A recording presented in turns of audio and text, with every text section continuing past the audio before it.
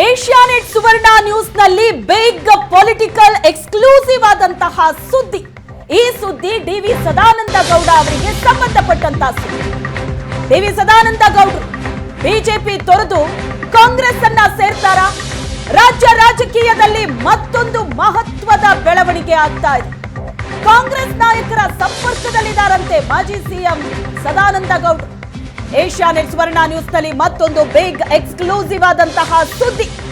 ರಾಜ್ಯ ರಾಜಕೀಯದಲ್ಲಿ ಆಗ್ತಾ ಇರುವ ಮಹತ್ವದ ಬೆಳವಣಿಗೆ. ರಾಜ್ಯದ ಮಾಜಿ ಮುಖ್ಯಮಂತ್ರಿಗಳು ಸದಾನಂದ ಗೌಡರು ಬಿಜೆಪಿಯನ್ನ ತೊರೆದು ಕಾಂಗ್ರೆಸ್ ಸೇರ್ತಾರಾ? ಕಾಂಗ್ರೆಸ್ ನಾಯಕರ ಸಂಪರ್ಕದಲ್ಲಿದ್ದಾರೆ ಅನ್ನೋ ಮಾಹಿತಿ ಸಿಗ್ತಾ ಇದೆ. ಕಾಂಗ್ರೆಸ್ ಅಭ್ಯರ್ಥಿಯಾಗಿ ಸದಾನಂದ ಗೌಡರು ಕಣಕ್ಕಿಳಿತಾರ. ಬಿಜೆಪಿ ಟಿಕೆಟ್ ಮಿಸ್ ಆಗ್ತಾ ಇದ್ದಂತೆ ಸದಾನಂದ ಗೌಡಗೆ ಡಿಕೆಶಿ ಗಾಳ ಹಾಕಿದ್ದಾರೆ. ಬೆಂಗಳೂರು ಉತ್ತರದಿಂದ ಕಾಂಗ್ರೆಸ್ ಅಭ್ಯರ್ಥಿಯಾಗಿ ಸ್ಪರ್ಧಿಸೋದಕ್ಕೆ ಆಹ್ವಾನವನ್ನ ಕೊಡಲಾಗಿದೆಯಂತೆ. ಕಾಂಗ್ರೆಸ್ನಿಂದ ಸದಾನಂದ ಗೌಡರಿಗೆ ಆಹ್ವಾನ ನೀಡಿದ್ದಾರೆ ಡಿಸಿಎಂ ಡಿಕೆ ಶಿವಕುಮಾರ್. ರಾಜ್ಯ ರಾಜಕೀಯದಲ್ಲಿ ಆಗ್ತಾ ಇರೋ ಮತ್ತೊಂದು ಮಹತ್ವದ ಬೆಳವಣಿಗೆ. 10 ವರ್ಷಗಳಿಂದ ಬೆಂಗಳೂರು ಉತ್ತರ ಕ್ಷೇತ್ರವನ್ನ ಪ್ರತಿನಿಧಿಸ್ತಾ ಇದ್ದಂತಹ ಡಿವಿ ಸದಾನಂದ ಗೌಡರು ಈಗಾಗಲೇ ಟಿಕೆಟ್ ಕೈ ತಪ್ಪಿದೆ. ಮೊನ್ನೆ ತಾನೇ ಕ್ಷೇತ್ರದ ಮತದಾರರಿಗೆ ಧನ್ಯವಾದವನ್ನ ತಿಳಿಸಿ ಸಾಮಾಜಿಕ ಜಾಲತಾಣದಲ್ಲಿ ಪೋಸ್ಟ್ ಅನ್ನ ಹಾಕಿದ್ರು. ಎಲ್ಲ ಬೆಳವಣಿಗೆಗಳ ಮಧ್ಯೆ ಈಗ ಡಿವಿ ಸದಾನಂದ ಗೌಡರಿಗೆ ಡಿಕೆ ಶಿವಕುಮಾರ್ ಗಾಳ ಹಾಕಿದ್ದಾರೆ ಅನ್ನೋ ಸುದ್ದಿ. ಲೋಕಸಭೆ ಎಲೆಕ್ಷನ್ ಹೊತ್ತಲ್ಲೇ ಸದಾನಂದ ಗೌಡ ಹೊಸ ಬಾಂಬ್ ಸಿಡಿಸಿದ್ದಾರೆ. ಕಾಂಗ್ರೆಸ್ ನಾಯಕರು ಸಂಪರ್ಕಿಸಿರೋದು ನಿಜ ಅಂತ ಹೇಳಿದ್ದಾರೆ. ನಾಳೆ ಸುದ್ದಿಗೋಷ್ಠಿಯಲ್ಲಿ ನನ್ನ ನಿರ್ಧಾರ ಏನು ಅನ್ನೋದನ್ನ ಪ್ರಕಟಿಸ್ತೀನಿ ಅಂತ ಹೇಳಿದ್ದಾರೆ. ಈಗ ಎಲ್ಲರ ಚಿತ್ತ ಸದಾನಂದ ಗೌಡರತ್ತ ನೆಟ್ಟಿದೆ. ನಿಮಗೆ ಟಿಕೆಟ್ ಅಂತ ಹೇಳಿ ಕೊನೆ ಕ್ಷಣದಲ್ಲಿ ನನ್ನ ರಕ್ಷಣೆಗೆ ಬರಲಿಲ್ಲ. ರಾಜಕೀಯದಲ್ಲಿ ಏರುಪೇರು ಮುಜುಗರ ಆಗೋದು ಸಹಜ. ಆದ್ರೆ ತಿಳಿದು ಹೀಗ್ ಮಾಡಿರೋದು ಬೇಜಾರಾಗಿದೆ ಅಂತಲೂ ಹೇಳಿದ್ದಾರೆ ಸದಾನಂದ ಗೌಡ. ಬಿಜೆಪಿ ವಿರುದ್ಧ ಮಾಜಿ ಸಿಎಂ ಸದಾನಂದ ಗೌಡ ತೀವ್ರ ಅಸಮಾಧಾನವನ್ನ ವ್ಯಕ್ತಪಡಿಸಿದ್ದಾರೆ. ಈ ಅಸಮಾಧಾನವೇ ಕಾಂಗ್ರೆಸ್ ಕಡೆ ಮುಖ ಮಾಡೋದಕ್ಕೆ ಕಾರಣವಾಗುತ್ತಾ? ನನ್ನ ಮನವೊಲಿಸೋದಕ್ಕೆ ನಿನ್ನೆ ಬಿಜೆಪಿಯ ಪ್ರಮುಖರು ಬಂದಿದ್ರು. ರಾಜಕೀಯ ನಿರ್ಧಾರದ ಬಗ್ಗೆ ಕುಟುಂಬಸ್ಥರ ಜೊತೆ ಚರ್ಚೆ ನಡೆಸಬೇಕಿದೆ. ನಾಳೆ ಸುದ್ದಿಗೋಷ್ಠಿಯಲ್ಲಿ ಎಲ್ಲವನ್ನ ತಿಳಿಸ್ತೀನಿ ಅಂತ ಸದಾನಂದ ಗೌಡರು ಹೇಳಿದ್ದಾರೆ. ರಾಜ್ಯ ರಾಜಕೀಯದಲ್ಲಿ ಆಗ್ತಾ ಇರುವಂತಹ ಮಹತ್ವದ ಬೆಳವಣಿಗೆ. ಟಿಕೆಟ್ ಸಿಕ್ಕಿಲ್ಲ ಅಂತ ಬೇಸರಗೊಂಡಿರುವಂತಹ ಸದಾನಂದ ಗೌಡರು ಹಾಗಾದ್ರೆ ಕಾಂಗ್ರೆಸ್ ಬಾಗಿಲನ್ನ ಬಡಿತಾರಾ?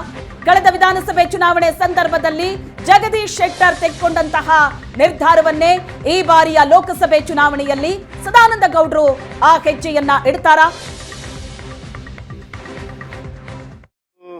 ನಿನ್ನೆ ನಿಮ್ಮ ಮಾಧ್ಯಮದಲ್ಲಿ ಏನು ಬಂದಿದೆ ಅದು ಸರಿ ಇದೆ. ನನ್ನನ್ನು ಬೇರೆ ಬೇರೆಯವರು ಕಾಂಟ್ಯಾಕ್ಟ್ ಮಾಡಿರುವಂಥದ್ದು ಸತ್ಯ.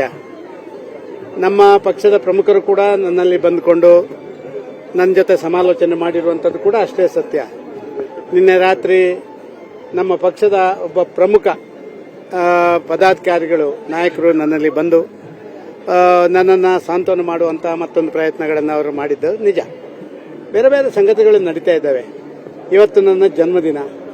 ಒಂದು ದಿನ ಪೂರ್ತಿಯಾಗಿ ನನ್ನ ಕುಟುಂಬದವರ ಜೊತೆ ಅಭಿಮಾನಿಗಳ ಜೊತೆ ಇದ್ದುಕೊಂಡು ಆಮೇಲೆ ಪೂರ್ತಿ ನಿಶ್ಚಯಗಳನ್ನು ಮಾಡಿ ಮತ್ತೆ ನಿಮ್ಮ ಮುಂದೆ ಬರುವಂಥ ಪ್ರಯತ್ನಗಳನ್ನು ಮಾಡ್ತೇನೆ.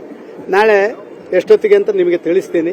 ಒಂದು ಮಾಧ್ಯಮ ಗೋಷ್ಠಿಯನ್ನು ಮಾಡುವಂಥ ಪ್ರಯತ್ನಗಳನ್ನು ಮಾಡ್ತೇವೆ. ಅಂತರಾಳದ ವಿಚಾರಗಳನ್ನು ನಾವು ಹೇಳಬೇಕಾಗಿದೆ ಮತ್ತು ನಮ್ಮ ನಿರ್ಧಾರಗಳು ಏನುಂಟು ಅದನ್ನು ನಾನು ನನ್ನ ಮನೆಯವರ ಜೊತೆ ನಾನು ಚರ್ಚೆ ಮಾಡಬೇಕು.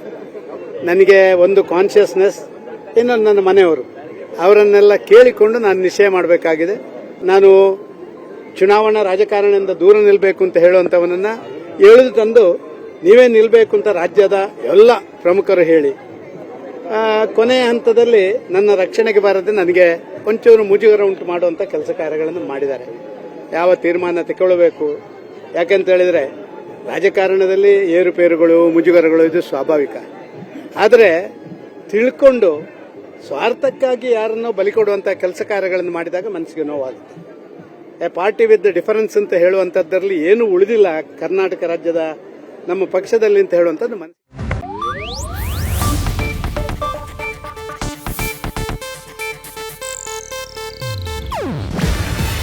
ಇದು ಏಷ್ಯಾನೆಟ್ ನ್ಯೂಸ್ ನೆಟ್ವರ್ಕ್ ಪ್ರಸ್ತುತಿ.